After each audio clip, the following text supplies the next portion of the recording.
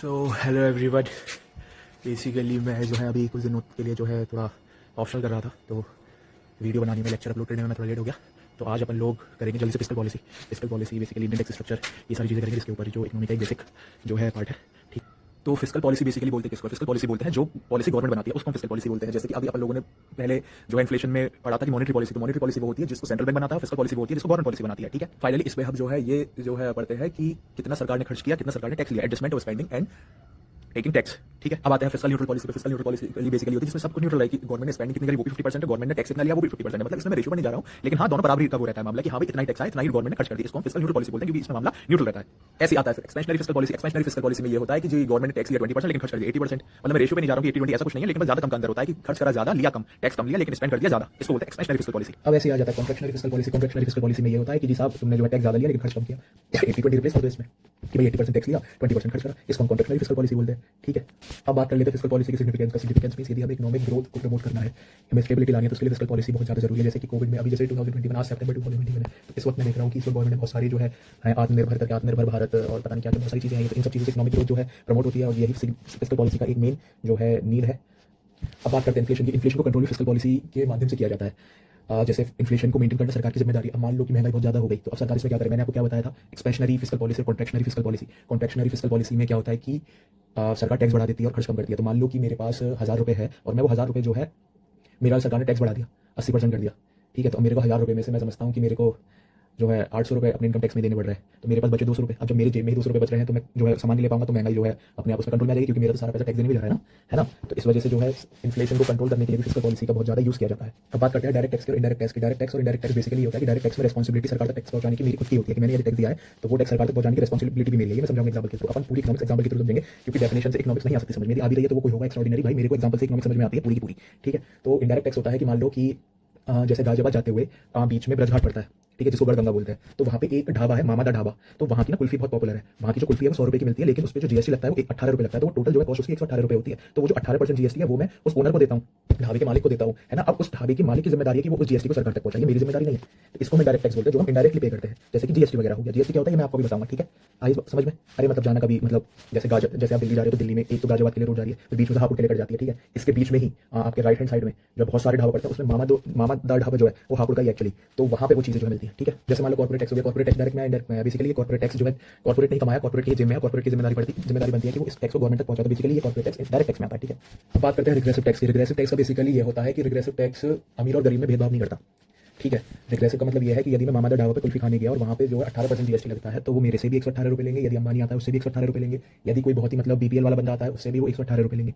ठीक है, तो जो है चाहे अमीर हो या गरीब सबके लिए वो चीज़ एक बराबर है। इसको हम रिग्रेसिव टैक्स बोलते हैं। ठीक है, अब ऐसे ही प्रोग्रेसिव टैक्स होता है। प्रोग्रेसिव टैक्स जो है डायरेक्ट टैक्स होता है कि भाई यदि कॉर्पोरेट है, यदि कोई क्लासरूम, जैसे मेरी कोचिंग है क्लासरूम, या फिर कोई दूसरी कोचिंग है, दूसरी कोचिंग जो है ज़्यादा रेवेन्यू कमा रही है साल का, तो उनको ज़्यादा टैक्स देना होगा। क्लासरूम मेरी कोचिंग अभी इतने उस पर नहीं आई है तो मेरे को कम टैक्स देना होगा। इसमें जो है मतलब भेदभाव किया जाता है कि भाई क्योंकि ये पैसा आपका खुद का है ना, तो आप जितने कमा रहे हो बेसिकली आपको उतना पैसा देना होगा। इसलिए डायरेक्ट टैक्स जो है प्रोग्रेसिव होता है और इनडायरेक्ट टैक्स जो है रिग्रेसिव होता है, क्योंकि रिग्रेसिव में जो है अमीर और गरीब का भेदभाव नहीं होता। ठीक है, जीएसटी का बेसिकली मीनिंग होता है one nation one tax. One nation one tax का मीनिंग होता है कि जैसे जीएसटी के आने से पहले यदि मैं कोई चीज़ पहले महाराष्ट्र में कर रहा होता था, तो महाराष्ट्र में जो है आई थिंक यदि मैं कोई एक चीज़ कर रहा हूँ तो उसके लिए जो है अलग टैक्स लग रहा है, और यदि वही सेम चीज़ मैं यूपी में कर रहा हूँ तो उसके लिए कोई अलग टैक्स लग रहा है। ठीक है, लेकिन जीएसटी के आने के बाद से ये सारी चीज़ें नहीं हुई थी। अब ये जो जीएसटी है ये कोई जो फाइनल अमाउंट है उसके ऊपर टैक्स नहीं लगता है, ये अलग अलग स्टेजेस पर टैक्स लगता है। ये मैं अभी आपको समझाऊंगा। ठीक है, अब ये जो जीएसटी था ये 101st कॉन्स्टिट्यूशनल अमेंडमेंट था। और अब अपन लोग बात करते हैं कि जीएसटी के अंदर कौन कौन से टैक्सेस आते हैं। ठीक है, सो बेसिकली जीएसटी जो है एप्लीकेबल होता है सारे फाइनल गुड्स एंड कंजम्पशंस पर एक्सेप्ट फॉर ह्यूमन एल्कोहल। मतलब ह्यूमन एल्कोहल बोल रहा हूँ, सिंपल एल्कोहल। एल्कोहल के ऊपर जो है जीएसटी नहीं लगता। जैसे अभी 2021 था, अभी पीछे लॉकडाउन खुला था, तो जो है दिल्ली में कटवरिया सराय में सारे दारू के ठेके भी खुल गए थे क्योंकि सरकार को उससे पैसों की नीड थी, क्योंकि ये जो इस पर जीएसटी लगता नहीं और इस पर जो ये डायरेक्ट टैक्स होता है और ये डायरेक्ट स्टेट गवर्नमेंट को जाता, और उस वक्त सरकार को जरूरत थी। सो बेसिकली इस वक्त सरकार को पैसों की ज़रूरत थी। ऐसे ही महाराष्ट्र में बहुत सारे पेट्रोलियम के प्रोडक्ट्स हैं जिसके ऊपर जो है जीएसटी नहीं लगता, उसमें जो है कुछ अदर किस्म के टैक्सेस लगते हैं, इसलिए ये सारी चीज़ें जो है जीएसटी में इंक्लूडेड नहीं होती है। ठीक है, अब बात करते हैं कास्केडिंग इफेक्ट की। कास्केडिंग इफेक्ट बेसिकली होता है एक के ऊपर एक। पहले जीएसटी से पहले क्या होता था, जीएसटी को समझने से पहले हमें अपन लोगों को जीएसटी के पहले की सिचुएशन समझनी होगी। जीएसटी के पहले की सिचुएशन ये होती है कि एक के ऊपर एक कास्केडिंग इफेक्ट लगा हुआ है, तो मतलब हर टैक्स, एक टैक्स के ऊपर दूसरे टैक्स फिर तीसरे टैक्स फिर चौथा टैक्स लगता रहता था। तो इसको हम कास्केडिंग इफेक्ट बोलते थे। और ये कास्केडिंग इफेक्ट कैसे वर्क करता था, आइए एक टेबल के थ्रू समझते हैं। जैसे मान लो मैं एक टेबल यहाँ पर ड्रॉ करता हूँ, एक टेबल मैंने यहाँ पे ड्रॉ करी और 1 2 3 4 1 2 3 4 5। ठीक है, ये स्टेज 1 है, ये स्टेज 2 है, ये 3 है, ये 4 है। ठीक है, ये आपकी जो है इनिशियल वैल्यू हो गई, ये वैल्यू एडिशन हो गया, ये टैक्स हो गया, ये फाइनल वैल्यू हो गई। ठीक है जी। अब मान लो कोई जो चीज़ है वो 2,000 रुपये की है और हर स्टेज पर 10% टैक्स लग रहा है। तो टैक्स लगा 10%, 10% 2,000 का 200 हुआ, फाइनल वो आ गई 2,200 रुपये की। ठीक, अब ये 2,200 रुपये यहाँ पे फाइनल स्टेज में पहुंची, इसमें वैल्यू एडिशन हुआ मान लो 700 रुपये का या 800 रुपये का। अब ये जो है 2,200 और 800 कितने हो गए, 3,000 हो गए। 3,000 में फिर 10% टैक्स लगा, कितना हुआ 300 रुपये, कितना हो गया 3,300। ठीक है, अब ये जो 3,300 है, 3,300 में वैल्यू एडिशन लगा 700 रुपये का, 4,000 रुपये हो गए। 4,000 रुपये में फिर 10% टैक्स लगा, कितना हुआ 400 रुपये, ये हो गया 4,400। ठीक है, अब 4,400 में यहाँ पे आया, यहाँ पे फिर 600 हो गया, टैक्स 5,000 हो गया टोटल। 5,000 फिर 10% टैक्स लगा, आ गया 500, ये वैल्यू हो गई 5,500 रुपये। ये मैं आपको जीएसटी से पहले का सीन बता रहा हूँ कि जो 2,000 की थी वो अलग अलग स्टेजेस पे आए, उस पे हर स्टेजेस पर 10% टैक्स लगा और उसकी वैल्यू हो गई भैया 5,500 रुपये। ठीक है, अब आइए समझते हैं कि जीएसटी के आने से ये 5,500 रुपये में कितना अमाउंट घटा। ठीक है, अब मान लो अब अपन लोग समझते हैं जीएसटी को। तो पहली स्टेज में तो कोई चीज़ 2,200 रुपये की है। ठीक है, अब जब वो सेकंड स्टेज में आई तो 2,200 हो गया, वैल्यू एडिशन तो उतना ही रहेगा, जीएसटी के आने से वैल्यू एडिशन तो घटेगा नहीं। 800 हो गया, 3,000 रुपये हो गए। ठीक है, अब पहली सिचुएशन में तो हमने 3,000 के ऊपर 10% लगाया था, लेकिन जीएसटी के आने से ये जो है इसमें अमेंडमेंट हुआ कि यार 3,000 के ऊपर हम टैक्स नहीं देने चाहिए, हमें वैल्यू एडिशन के ऊपर 10% टैक्स लगाना है, क्योंकि 2,200 रुपये के ऊपर तो हम ऑलरेडी टैक्स 10% लगा चुके हैं। इसलिए 800 रुपये के ऊपर अब इन दोनों को हम ऐड नहीं करेंगे, अब सिर्फ वैल्यू एडिशन के ऊपर 10% टैक्स लगेगा और 800 रुपये का 10% हुआ 80। ठीक है, 800 रुपये का अब मान लो दोबारा से टेबल बना ले रहे हैं, यदि इसमें आपको ऐसे समझ में नहीं आ रहा, ये ऐसे टेबल बना लिया और 1 2 3 4, 1 2 3 4 5। ठीक है, कि मैंने बोला आपको कि यहाँ पे 2,000 हो गया, 200 हो गया, यहाँ पे 2,200 हो गया। ठीक है, अब यहाँ पे इनिशियल स्टेज पे 2,200 हो गया और इधर वैल्यू एडिशन 800 हो गई। तो अब इस 800 के ऊपर 10% टैक्स लगेगा। 800 का 10% हुआ 80। तो यहाँ पे कितनी वैल्यू आ गई भैया,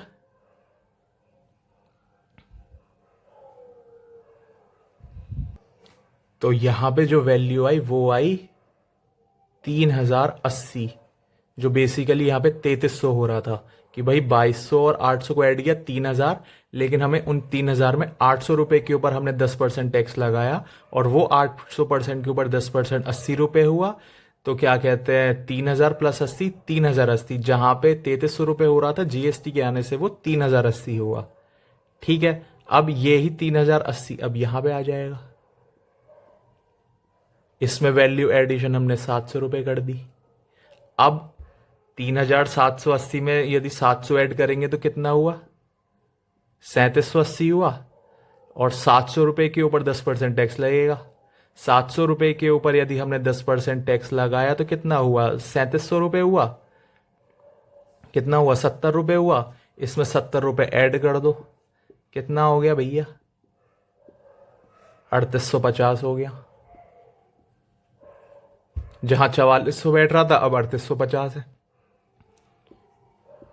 अब ये 3850 यहां पे आ गया। 3850 के ऊपर ₹600 टैक्स लगा।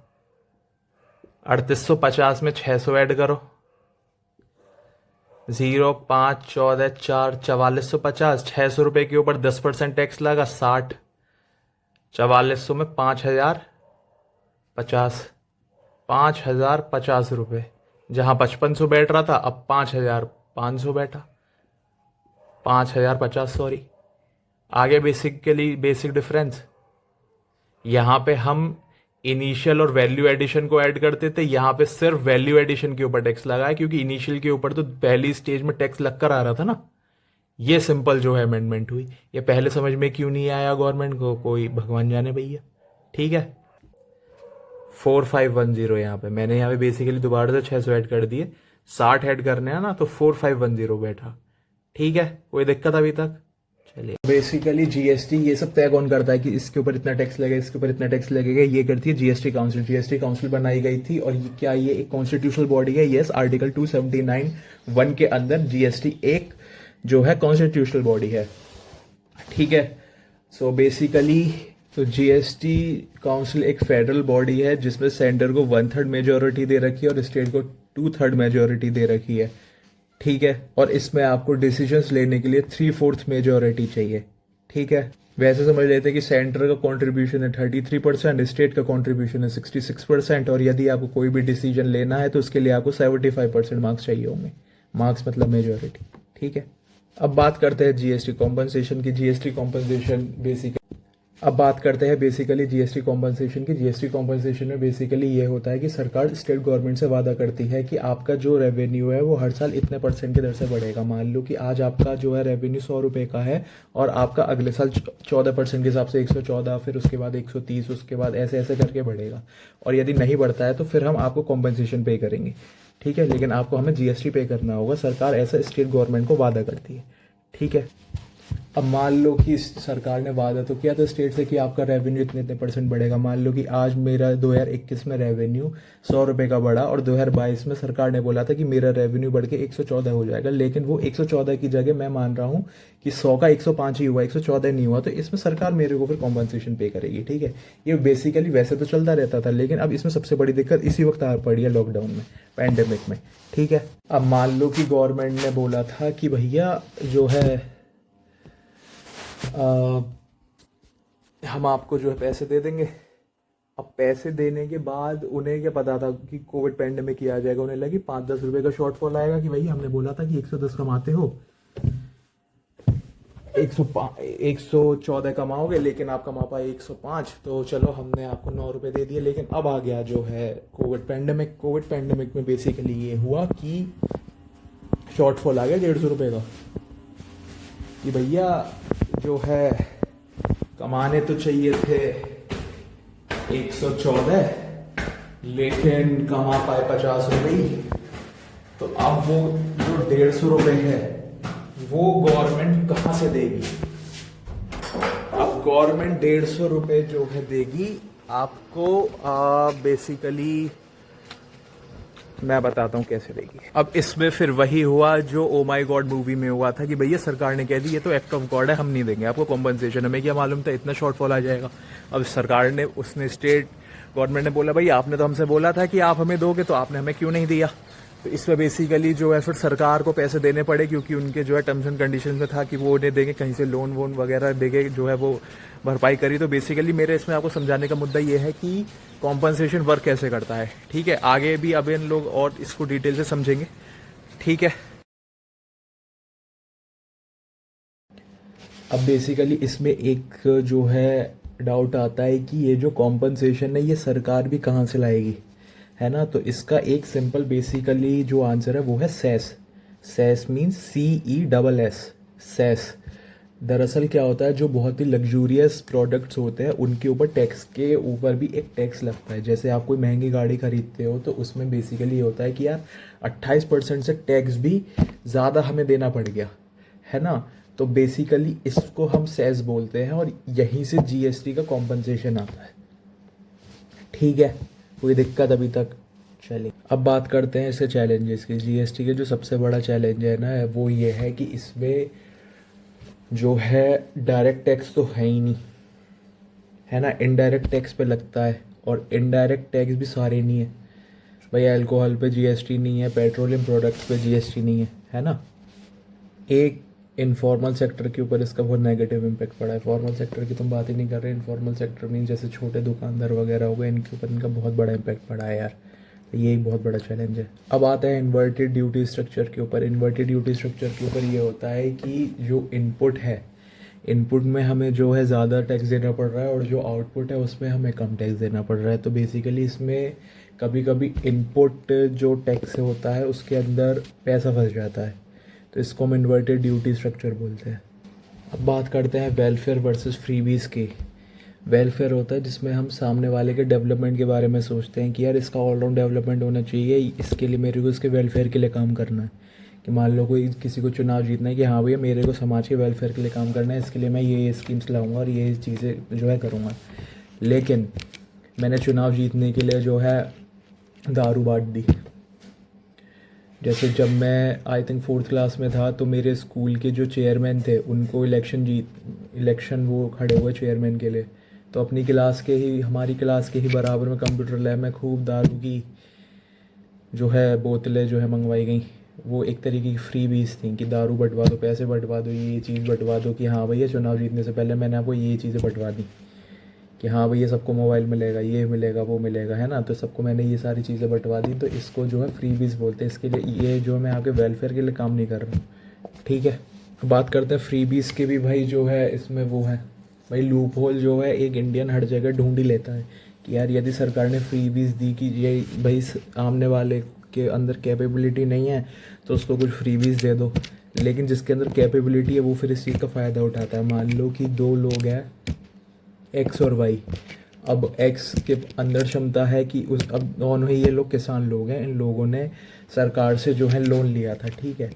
अब उसके बाद एक्स को जो है लौटाना था लोन, लेकिन एक्स जो है नहीं लौटा सकता, उसकी कैपेबिलिटी नहीं है। तो सरकार ने फ्रीबीज के अंदर बोला इलेक्शन से पहले कि हाँ भाई किसानों का जो है लोन माफ़ कर दिया जाएगा। तो एक्स बड़ा खुश हुआ। लेकिन इधर वाई की जो है कैपेबिलिटी थी कि वो लोन के पैसे जो है दे सकता है, लेकिन वो बड़ा खुश हुआ कि सरकार ने तो माफ़ कर दिया। तो आगे जाके वाई के मन में ये आएगी कि मैं आगे जाके भी ऐसे लोन लूँगा, लोन मेरे को वापस देने की ज़रूरत ही नहीं पड़ेगी क्योंकि सरकार हमेशा की तरह जो है लोन माफ़ कर देगी। तो इसको बोलते हैं क्रेडिट कल्चर। ये एक बहुत बड़ा नेगेटिव मतलब वो है इम्पैक्ट है फ्री बीज का। फाइनेंशियल डिजास्टर हो सकता है, जैसे हमने श्रीलंका के केस में देखा है ना, पूरी अर्थव्यवस्था तहस नहस हो गई। अब मैं खुद NPCIL में बचपन से रहा हूँ जहाँ पे बिजली बनती है, तो मैं आपको बेसिकली समझाता हूँ फंडा इलेक्ट्रिक पावर डिस्ट्रीब्यूशन का, ये काम कैसे करता है, ठीक है। कुछ नहीं है बेसिकली, सबसे पहले पहला स्टेज पे जनरेट होता है, फिर दूसरे स्टेज पे ट्रांसमिशन होता है, फिर तीसरे स्टेज पे डिस्ट्रीब्यूशन होता है। डिस्ट्रीब्यूशन को डिस्कॉम बोलते हैं, जिनको ये स्टेट के अंडर आती है और इनकी हालत जो है बहुत ज़्यादा ख़राब है बेसिकली। अब बात करते हैं डिसइन्वेस्टमेंट की। डिसइन्वेस्टमेंट का बेसिकली जो पहला वो है उसके लिए आपको समझना होगा फिस्कल डेफिसिट। फिस्कल डेफिसिट का मतलब ये होता है घाटा, कि सरकार ने जो है खर्च जो है ज़्यादा कर दिया और टैक्स लिया कम, ठीक है। अब ऐसे ही होता है क्राउडिंग इन। क्राउडिंग इन का मतलब होता है कि डिसइन्वेस्टमेंट से आया हुआ पैसा यदि जब गवर्नमेंट खर्च करती है तो फिर प्राइवेट सेक्टर भी जो है बहुत ज़्यादा उसकी तरफ अट्रैक्ट होने लगता है कि यार यदि सरकार जो है पैसा खर्च कर रही है तो हमें भी पैसा खर्च करना चाहिए। इसको बोलते हैं हम क्राउडिंग इन, ठीक है। डिसइन्वेस्टमेंट का जो सबसे बड़ा चैलेंज है वो है क्रोनी कैपिटलिज्म, जो कि हम बेसिकली इन दोनों सुनते हैं कि यदि कोई रूलिंग पार्टी और बिजनेसमैन आपस में दोस्त है तो इसमें फ़ायदा बिजनेसमैन का होता है। क्योंकि रूलिंग पार्टी तो अपने ही उसको दिलवाएगी ना, उसे कस्टमर के नीड से कोई लेना देना नहीं। अब आते हैं विंडफॉल गेन पर। विंडफॉल गेन का सिंपल मीनिंग होता है कि अनएक्सपेक्टेड हो गया। विंडफॉल गेन, विंडफॉल गेन का मतलब होता है कि मेरे को पैसा मिल गया अचानक से। इसका पूरा प्रोसेस है। अब चाहे आपको वो पैसा कहीं से भी मिला हो, लेकिन मिला तो आपको ये, तो सरकार इसके ऊपर भी टैक्स लगा देगी। इसको बोलते हैं विंडफॉल गेन टैक्स। ठीक है, ये जो है वन टाइम टैक्स होता है। इसके ऊपर आपको बार बार टैक्स देने की ज़रूरत नहीं होती कि भाई आपको एक बार सोना मिल गया कहीं पड़ा हुआ तो उसके ऊपर आपने बस एक बार टैक्स दे दिया। ठीक है, अब बात करते हैं बजट की। बजट आखिर होता क्या है? बजट अपन लोगों को संविधान में कहीं भी देखने को मौका नहीं मिलेगा। जो बजट है वो संविधान में मेंशन नहीं है कहीं भी। ठीक है, आर्टिकल 112 में एनुअल फाइनेंशियल स्टेटमेंट मेंशन है। इसी को आई थिंक बजट बोलते हैं। आई थिंक क्या मतलब यही बजट है, क्योंकि इसमें एनुअल फाइनेंशियल स्टेटमेंट है। ठीक है, अब पार्लियामेंट में मैं पॉलिटी में आपको बताऊंगा कि लोकसभा और राज्यसभा, लेकिन लोकसभा राज्यसभा में जो बजट का मेन रोल है वो लोकसभा का होता है, राज्यसभा का नहीं होता। ठीक है, बजट हर साल 1 फेब को आता है, हर साल। ठीक है, अब बजट के प्रेजेंट करने से पहले फाइनेंस मिनिस्टर जो है प्रेसिडेंट के पास जाती हैं। प्रेसिडेंट के पास उनकी रिकमेंडेशन के बाद ही ये सारी चीज़ें होती हैं। उसके बाद लोकसभा में इसको इंट्रोड्यूस किया जाता है। लोकसभा में इंट्रोड्यूस करने के बाद राज्यसभा में भी फाइनेंस मिनिस्टर के बिहाफ पे कोई जाता है और वहाँ भी इसको जो है प्रेजेंट किया जाता है। ठीक है, अब राज्यसभा के पास 14 दिन का वक्त होता है कि या तो इसको एक्सेप्ट कर लो या सेंड कर लो, और उसके बाद 14 दिन के अंदर राज्यसभा अपनी कुछ रिकमेंडेशन करता है कि यार इसके अंदर ये चीज़ इंप्रूवमेंट होनी चाहिए, लेकिन ज़रूरी, और ये चीज़ लोकसभा के ऊपर बाइंडिंग नहीं है। लोकसभा के ऊपर है कि वो माने या ना माने, बस राज्यसभा के पास पावर है कि हाँ वो एक सुझाव दे सकती है कि हाँ इसके अंदर ये चीज़ इंप्रूवमेंट हो सकती है, लेकिन लोकसभा के ऊपर ये बाइंडिंग नहीं है। ठीक है, और यदि 14 दिन के अंदर राज्यसभा ने अपना कुछ जवाब नहीं भेजा तो मान लिया जाता है कि उन्होंने इस बिल को एक्सेप्ट कर लिया है। ठीक है, अब डिस्कस करते हैं बजट के स्टेप्स की। बजट का ये पूरा प्रोसेस है क्या। तो मैंने पहले आपको बताया कि बजट को लोकसभा और राज्यसभा में प्रेजेंट किया जाएगा। सबसे पहला स्टेप तो लोकसभा में वो फाइनेंस मिनिस्टर खुद प्रेजेंट करेंगे और राज्यसभा में उनके बिहाफ पे कोई प्रेजेंट करेगा। ठीक है, उसके बाद जो दूसरा स्टेप है वो है जनरल डिस्कशन। जनरल डिस्कशन होता है दोनों हाउसेज में, लोकसभा में भी और राज्यसभा में भी जनरल डिस्कशन होता है। जनरल डिस्कशन इसलिए कि यार क्या कहते हैं, इसके बाद पूरा डिस्कशन होगा कि हाँ भी कैसे कैसे क्या है, और उसके बाद हाउसेज जो है सस्पेंड कर दिए जाते हैं हाउसेस को, जिससे डिस्कशन हो सके अच्छे से। ठीक है, उसके बाद DRSC स्क्रूटनी करती है पूरी इस प्रोसेस की। जब हाउसेस सस्पेंड हो जाते हैं, कुछ दिनों के लिए सस्पेंड होते हैं, उसके बाद स्क्रूटनी की जाती है पूरे प्रोसेस की, जो भी है बजट प्रेजेंट किया गया उसके लिए। ठीक है, अब जो डिमांड फॉर ग्रांट होती है उनके ऊपर वोटिंग की जाती है, सिंपल। ठीक है, उसके बाद आपका जो है अप्रोप्रिएशन बिल होता है, उसके बाद आपका फाइनेंस बिल जो है प्रेजेंट किया जाता है लोकसभा में। ठीक है, अब इस सारे प्रोसेस में 2 महीने लग जाते हैं। अब 2 महीने लग जाते हैं तो क्या फर्स्ट अप्रैल से जो नया फाइनेंशियल ईयर होता है उसमें जितने भी डिपार्टमेंट्स हैं वो पैसे के आने का इंतज़ार थोड़ी करेंगे कि कब बजट आएगा, कब पैसे आएंगे, तब हम आगे जाके प्रोसेस को शुरू करेंगे। क्योंकि 1 फेब को बजट को प्रेजेंट किया जाता है और 1 अप्रैल को मैंने आपको बताया था कि फाइनेंशियल ईयर, जिसको फिस्कल ईयर भी बोला जाता है, वो जो है होता है। तो इसमें 2 महीने का टाइम तो लग ही जाता है। अब कुछ मिनिस्ट्रीज़ ऐसी हैं जिनको हर हाल में जल्दी से पैसा चाहिए था, जिससे वो अपने आगे के प्रोसेस को जो है शुरू कर सके। तो जब अब बजट पास हुआ नहीं तो वो कब तक वेट करेंगे। अब उनको मान लीजिए 1000 करोड़ रुपए की ज़रूरत है। अब 1000 करोड़ रुपए की यदि उनको ज़रूरत है तो इसको बोलते हैं एडवांस सेक्शन। एडवांस सेक्शन में 1/6 अमाउंट जो है 1000 करोड़ का उनको दे दिया जाता है कि जब तक बजट पास ना हो तब तक आप इस 1/6 अमाउंट से काम चला लीजिए। जितनी भी मिनिस्ट्रीज़ जो होती हैं जो बजट के आने का हर साल इंतज़ार कर रही होती है। ठीक है, कोई दिक्कत। अब बजट बनाने के भी बहुत सारे जो है प्रोसेस होते हैं। पहला आता है आपका लाइन आइटम बजटिंग।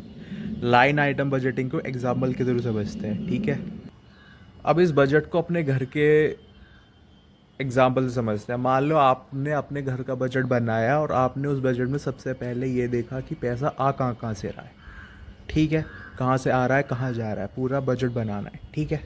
तो इसमें आप पास्ट ईयर का अपना खर्चा देखोगे कि यार पिछले साल मेरे को इसमें ये खर्चा करना चाहिए था, इसमें ये खर्चा करना चाहिए था, इसमें नहीं करना चाहिए था, इसमें ज़्यादा वो आ गए थे, इससे ये कॉन्सिक्वेंसेस हुए थे। तो पास्ट ईयर के बेसिस पर आप इस साल का जो है बजट बनाते हो कि हाँ भैया ये चीज़ें हैं, ठीक है। अब दूसरा इसका प्रोसेस आता है, वो होता है zero based budgeting. Zero based budgeting में हम प्रीवियस साल का जो है रिकॉर्ड नहीं देखते कभी भी।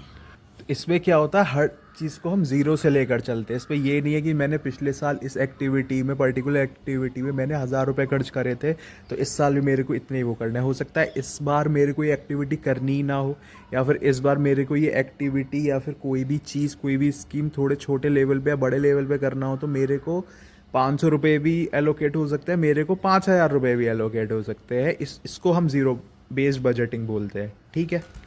अब बात करते हैं परफॉर्मेंस बजटिंग की, ठीक है। अब परफॉर्मेंस बजटिंग में एक्चुअली क्या होता है, परफॉर्मेंस को रिव्यू किया जाता है कि मान लो कि आपको अपने ऑफिस में कंप्यूटर लाना है और आपने कंप्यूटर लाने के लिए जो है ये तर्क रखा कि भाई मेरे जो ऑफिस में एक क्लर्क है वो अपने हाथों से फाइलों को वो करता है और वो एक दिन में आई थिंक 500 फाइल कर पाता है। लेकिन यदि कंप्यूटर आ जाता है तो वो हो सकता है 500 की जगह 1500 फाइल एक दिन में वो कर सके। ऑडिटिंग का हो गया, बहुत सारी चीज़ें हो गई, है ना। तो इसमें जो है परफॉर्मेंस बेस्ड बजटिंग में ये चीज़ देखी जाती है कि जो चीज़ पहले नहीं थी उसके आने से आपके करंट सिचुएशन पर क्या फ़र्क पड़ेगा, ठीक है। अब आता है जेंडर बजटिंग। जेंडर बजटिंग का सिंपल मीनिंग होता है सोशल जस्टिस क्रिएट करना, बेसिकली ये सीन है, ठीक है। अच्छा, जेंडर बजटिंग में ज़्यादातर लोगों को कन्फ्यूजन ये हो जाता है कि इसमें सिर्फ हम स्पेसिफिक वुमेन की बात कर रहे हैं, कहीं भी यदि जेंडर इशू आ गया तो नहीं, ऐसा कुछ नहीं है। इसमें जेंडर स्पेसिफिक नहीं है, इसमें आदमी के लिए भी यही है, औरत के लिए भी यही है, बच्चों के लिए भी यही है, हर जेंडर के लिए ये जो है सेम वो है। इसमें जेंडर का स्पेसिफिक वो इशू नहीं है, ठीक है। अब ऐसे ही आता है outcome based budgeting. Outcome based budgeting को समझने से पहले आपको ये समझना होगा कि इसमें एक टर्म होता है आउटले, ठीक है, एक होता है आउटपुट, एक होता है आउटकम। तो आपको इन तीनों टर्म्स में पहले तो डिफरेंस समझना होगा कि आउटले, आउटपुट और आउटकम में क्या डिफरेंस होता है, ठीक है।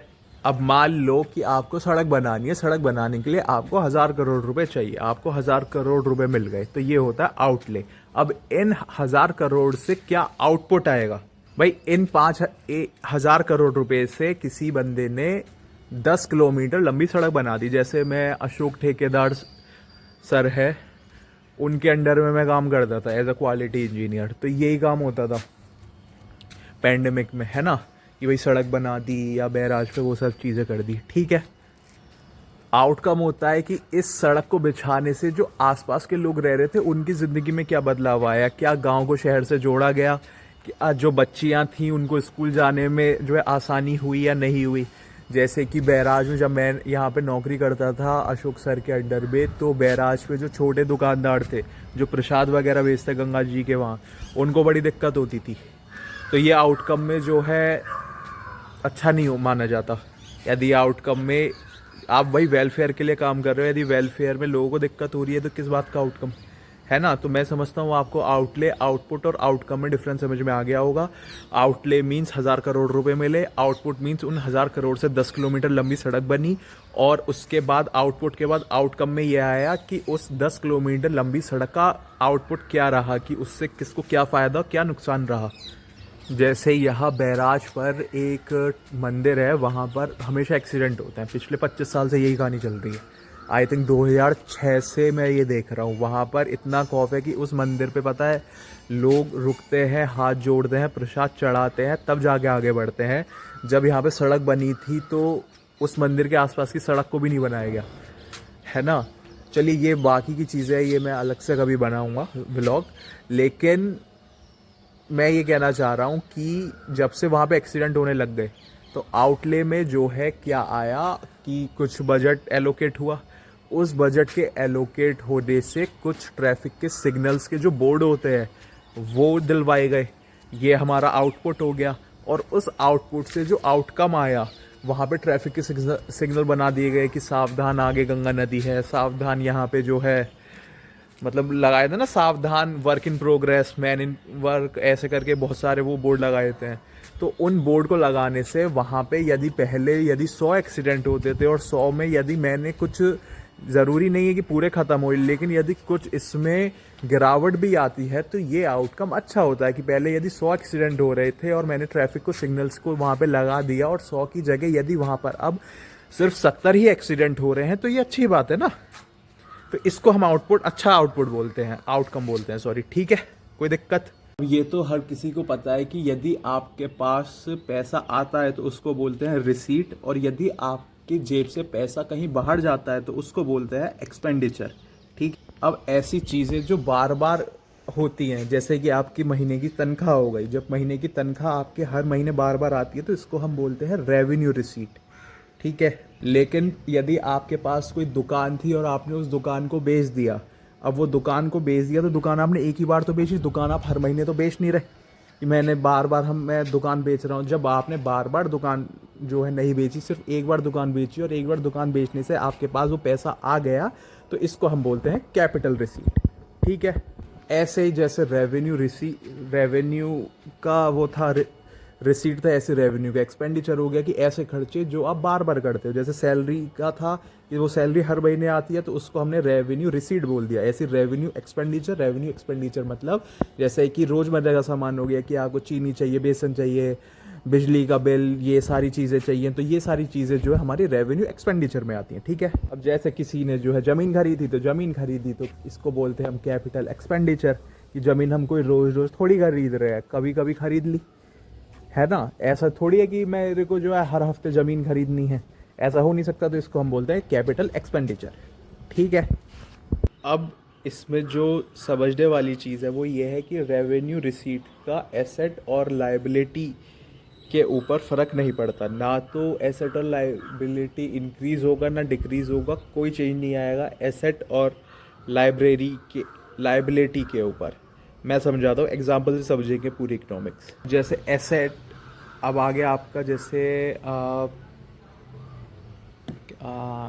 कैपिटल रिसीट, तो कैपिटल रिसीट में मैंने आपको बोला था कि इसमें हम बेचते हैं और वो हर बार तो हम बेचते नहीं, है ना। अब जब हम हर बार नहीं बेचते हैं और ये कैपिटल रिसीट है, तो कैपिटल रिसीट का ये सिंपल मीनिंग है कि इससे एसेट और लायबिलिटी के ऊपर फ़र्क पड़ता है। क्यों पड़ता है कि यार मेरे पास यदि दुकान थी और वो मैंने दुकान यदि बेच दी तो मेरा एक एसेट भी तो कम हो गया।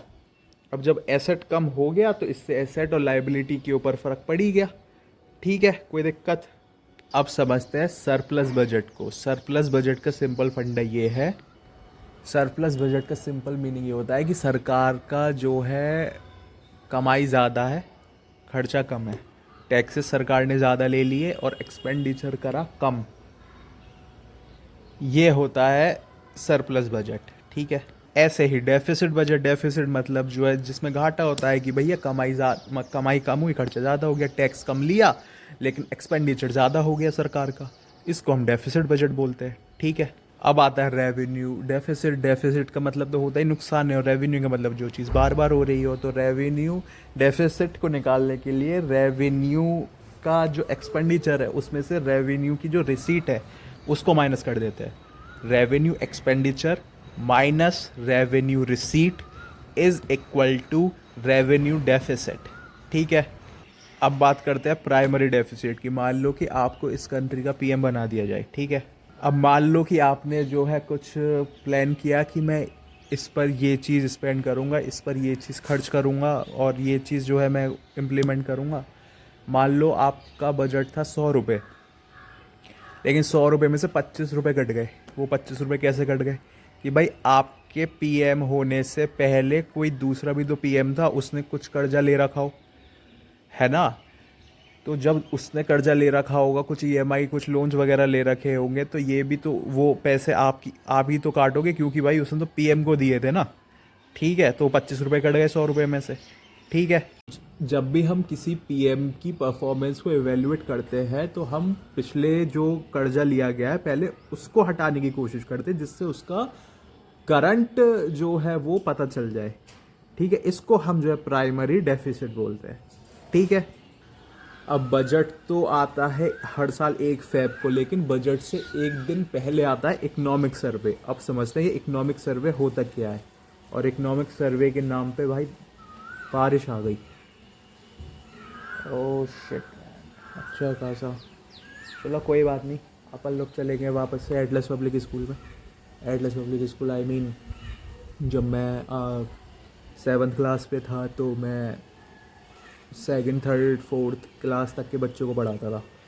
जब मैं 7th पे था तो मैंने मेरे जो है कोचिंग का नाम रखा था एटलस पब्लिक स्कूल। तो हम चलते हैं एटलस पब्लिक स्कूल में। एटलस पब्लिक स्कूल ये रहा, ये रही प्रिंसिपल की चेयर, और यहाँ पर बैठते थे वो बच्चे। यहीं पे सारा एनुअल फंक्शन होता था, सब कुछ यहीं होता था। ये जो है एटलस पब्लिक स्कूल का वो था प्लेग्राउंड, ठीक है। तो मैं क्या पढ़ा रहा हूँ आपको इस वक्त, इकोनॉमिक सर्वे पढ़ा रहा हूँ इस वक्त। इकोनॉमिक सर्वे बोलते हैं किसको, ठीक है। तो इकोनॉमिक सर्वे बजट से एक दिन पहले आता है। यदि बजट से एक दिन पहले छुट्टी है, बाई चांस संडे पड़ गया तो उससे एक दिन पहले आएगा। 1 फेब को बजट आएगा, 31 जनवरी को यदि छुट्टी है तो 30 जनवरी को आएगा, लेकिन आएगा एक दिन पहले, ठीक है, कोई दिक्कत। इसके बेसिकली 2 वॉल्यूम होते हैं, वॉल्यूम 1 और वॉल्यूम 2, ठीक है। अब बात करते हैं मैट की, जिसको बोलते हैं मिनिमम अल्टरनेट टैक्स, ठीक है। इसमें क्या होता था कि बहुत सारी जो कंपनीज होती थी वो टैक्स बचाने के लिए बहुत सारे ट्रिक्स अपनाती थी। अकाउंटिंग ट्रिक्स हो गई या बहुत सारे जो है एग्जाम्पशंस हो गए, जिसकी वजह से उनको कॉर्पोरेट टैक्स नहीं देना पड़ता था। मिनिमम ऑल्टरनेट टैक्स में सरकार ने ये बोल दिया कि आप चाहे कुछ भी इसमें कर लो, आपको 15% तो टैक्स देना ही पड़ेगा। लोग जो है बिल्कुल 0% टैक्स देने में जो है बच रहे थे। बहुत सारी ट्रिक्स होती है, कोई ना कोई लूपहोल निकल ही आता है, ठीक है। अब ऐसे ही आता है Hindu undivided family. Hindu undivided family क्या होता है? हिंदू अनडिवाइडेड फैमिली होता है, it consist of all persons directly ascended from a common ancestor. किसी कॉमन एंसेस्टर से जो बहुत सारे पर्संस के डायरेक्ट डिसेंडेंट्स हैं, या उनके जो बच्चे हैं और बीवियां हैं जिनका कॉमन जो है एंसेस्टर है, उनको हिंदू अनडिवाइडेड फैमिली बोलते हैं। अब आता है डिविडेंड डिस्ट्रीब्यूशन टैक्स। अब मान लो कि कोई कंपनी है, कंपनी ने कोई मुनाफा कमाया, लेकिन उस मुनाफे से उन्होंने कंपनी के अंदर जो है अपना जो है वो काम कर लिया कि भाई कंपनी के अंदर किसी चीज की जरूरत थी, तो उस मुनाफे से जो है उन्होंने कंपनी को जो है और री इनोवेट कर दिया, ठीक है। लेकिन कुछ ऐसा मुनाफा भी तो होगा जो ओनर्स की जेब में जाएगा, है ना। तो इसी को बोलते हैं डिविडेंड, क्योंकि उनको वो मुनाफा अपने ओनर्स को वो जो है कंपनी जो है डिविडेंड फॉर्म में दे देती है। अब इसमें भी सरकार ने टैक्स लगा दिया था, डिविडेंड टैक्स, की यदि किसी कंपनी ने अपना मुनाफा किसी ओनर को दिया, मान लो 10 रुपए दिया, तो उसमें जो है कुछ डिविडेंड टैक्स लग जाता था, जिसकी वजह से उसकी जेब में बस 8 रुपए आते थे। लेकिन अब ऐसा नहीं होता, ये इस वक्त करंटली एबॉलिश्ड है। अब यदि मुनाफा 10 रुपए का हुआ है तो ओनर को 10 रुपए डायरेक्टली मिलते हैं। डिविडेंड टैक्स इस वक्त करंटली एबॉलिश्ड है। अब आती है बाय बैक टैक्स। अब कंपनी ने अपने को शेयर मार्केट में दे रखे हैं, लेकिन कंपनी को बाद में लगा कि नहीं, मेरे को ये शेयर वापस ले लेने चाहिए। इसको बोलते हैं बाय बैक, की कंपनी ने अपने शेयर वापस ले लिए। अब कंपनी शेयर वापस ले क्यों रही है? कभी कभी कंपनी को लगता है कि ओनरशिप मेरे पास होनी चाहिए, किसी की दूसरे के पास ओनरशिप नहीं होनी चाहिए। यदि उसको अपनी गलती का या अंदाजा हो जाता है, या फिर उसको कुछ रिफॉर्म वगैरह करने हो, तो वो अपने शेयर वापस ले लेती है। इसको हम बाय बैक बोलते हैं। कभी कभी कंपनी शेयर को वापस इसलिए भी लेती है जिससे उनकी इक्विटी वैल्यू को इंक्रीज हो, कि भाई मार्केट में बहुत नेगेटिविटी है, इसलिए हम अपने जो है शेयर्स को वापस ले रहे हैं। अब आता है कैपिटल गेन्स टैक्स। अब मान लो कोई पेंटिंग है, उस पेंटिंग को किसी बहुत ही फेमस पेंटर ने बनाया हो, ठीक है। अब उस पेंटर की हो गई डेथ। अब उस पेंटर की हो गई डेथ, तो बेसिकली ये जो पेंटिंग है उसकी आखिरी पेंटिंग साबित हुई। अब पेंटिंग की जो कीमत थी वो 10,000 रुपए थी। अब सबको मालूम चल गया कि अब पेंटर की डेथ हो गई और ये बहुत ही पॉपुलर पेंटर था, तो अब हो सकता है उस पेंटिंग की जो कीमत है वो 10,000 की जगह 1 लाख रुपए हो जाए, क्योंकि अब पेंटर की वो रहा ही नहीं वो पेंटर, ठीक है। इसको हम कैपिटल गेन बोलते हैं, कि जो आपका कैपिटल था उसकी हमारी जो है वैल्यू बढ़ गई, गेन हो गया हमें।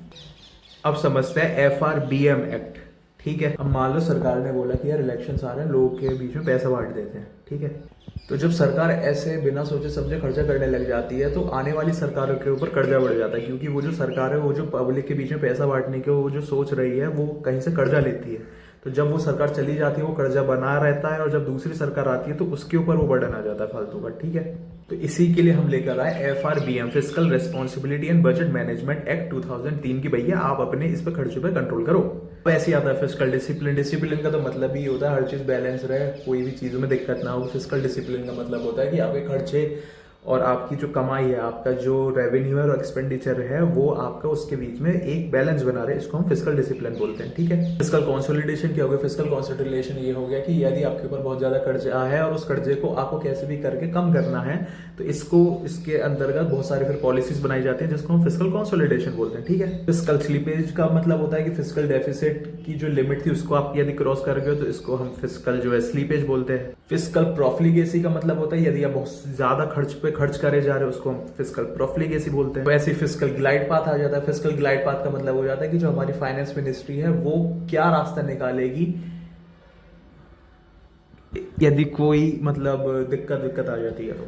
ठीक है। दिक्कत का सेंस मतलब कोई टारगेट अचीव करना हो या फिर कोई भी मतलब महंगाई को कम बढ़ती करना हो, तो उसके लिए हमारी फाइनेंस मिनिस्ट्री क्या वो जो है इसको निकालेगी, इसको हम फिस्कल ग्लाइड पाथ बोलते हैं। ठीक है। अब ऐसे आ जाता है फिस्कल ड्रैग। फिस्कल ड्रैग का बेसिक मतलब होता है कि यदि मेरी कमाई कम है तो मेरे को टैक्स कम देना पड़ेगा। ठीक है। मान लो कि कल मेरी तनख्वाह बढ़ जाती है, मान लो आज मेरी तनख्वाह 10,000 रुपए थी, 10,000 रुपए के ऊपर जो भी मैं टैक्स दे रहा हूँ। ठीक है। लेकिन अब मेरी तनख्वाह 10,000 की जगह 60,000 रुपए हो जाती है, तो 60,000 के ऊपर मेरे को लगेगा कि यार अब मैं बहुत अच्छे से अपने शौक पूरे कर सकता हूँ, मेरी अपनी जरूरतें पूरी कर सकता हूँ, लेकिन उसमें मेरा टैक्स भी उतना ही बढ़ जाता है। तो एग्रीगेट जो डिमांड होती है वो बेसिकली सिंपल सेम ही रहती है। इसको हम फिस्कल ड्रैग बोलते हैं। ठीक है। अब आता है टैक्स इवेजन। टैक्स इवेजन मतलब एक बेसिकली ये इलीगल टर्म होते हैं कि जैसे कि कोई इंडस्ट्री टैक्स नहीं देना चाह रही, उसका कुछ जो है कमाई बढ़ी, लेकिन उसने वो सरकार से छुपा ली कि हमें जो है अपना टैक्स जो है नहीं बचाना, मतलब बचाना है टैक्स। ठीक है। इसको हम टैक्स इवेजन बोलते हैं। अब आती है टैक्स बायोंसी। अब मान लो आपकी जीडीपी बढ़ रही है, जीडीपी बढ़ रही है 7% से, उसी हिसाब से आपके टैक्स भी बढ़ना चाहिए कि भाई जीडीपी बढ़ रही है तो टैक्स की भी तो ग्रोथ होनी चाहिए। तो इसका जो टैक्स बायोंसी होता है tax growth upon economic growth होता है। ठीक है। अब आती है टैक्स इलास्टिसिटी। टैक्स इलास्टिसिटी का मतलब ये होता है कि जब आपको टैक्सेस में जो है इंक्रीज करते हैं तो आपके टैक्स के जो ग्रोथ होते हैं उसमें आपका कितना बदलाव आता है कि भाई मैं पहले इतना जो मेरी तनख्वाह थी इस पे मेरा इतना टैक्स था, उसके बाद मेरी इतनी तनख्वाह हुई इस पे मेरा इतना टैक्स हुआ, तो टैक्स की उसमें ग्रोथ कितनी हुई टैक्स के बदलाव के में। ठीक है। टैक्स के बदलाव हमने करा तो उससे हमारी टैक्स के उसमें ग्रोथ कितनी हुई, इसको हम टैक्स इलास्टिसिटी बोलते हैं। ठीक है। सो बेसिकली अपन लोगों की फिस्कल पॉलिसी और इंडियन टैक्स स्ट्रक्चर खत्म हो गया। कितने मिनट का हो गया होगा ये वीडियो? पहले मैंने आई थिंक मैं समझता हूँ 40-45 मिनट में मैंने आपको पूरा Indian tax structure fiscal policy समझा दिया है। अब ये 40 मिनट की वीडियो को आप 2x पे देखोगे, 20 मिनट में खत्म हो जाएगी, 20-22 मिनट में, है ना, बड़े आसानी से खत्म हो जाएगी। तो इस पर कोई बड़ी बात नहीं है। इसके बाद अपन लोगों को इस लेक्चर को देखने के बाद इसके तुरंत के तुरंत PYQs लगा दें या फिर किसी कोचिंग की टेस्ट सीरीज खरीद के तुरंत के तुरंत क्वेश्चन लगा दें, तभी जो है इसके सारे कॉन्सेप्ट्स क्लियर होंगे।